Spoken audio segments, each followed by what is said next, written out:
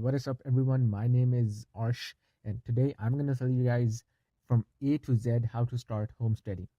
Number one, step one is to search for land. Now, what should you be looking for in the land you are buying? Things that you should look for are trees and water. Yeah, trees, make sure you have trees in the land you want to buy in order to be self-sufficient. You will need trees to help you build your house or your cabin. For winter times, you'll need trees for firewood to heat up your house or cabin. And water. Number two, make sure there is water around the property. Buying land would be your worst decision if you find out there is no water nearby. Also, make sure, according to the local law of that area, if you can dig up a water well. Trees and water are probably the most important things you should have on the property. Okay, so now you know what your land should already have. Let's move on to step number two, how to buy the land. Okay, so for those who have very little money, don't worry, you can still buy land. Buy the buy your land with the option of owner finance. Yes, that's right. If you find a land that's worth around 30,000, let's say, um, you can you can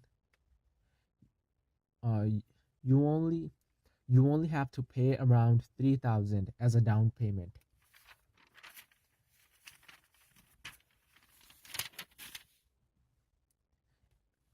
and pay the rest of the price as a small monthly payment. And that's going to be around 3 to 400 per month, and you only have to pay around 3,000 down as a down payment. Okay, so let's move on to step number three, zoning restrictions and building permits.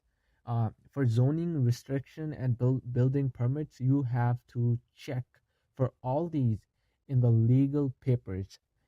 Do not believe the word the owner says or the agent you are dealing with, because they just want to sell the land and they will lie to you if they have to.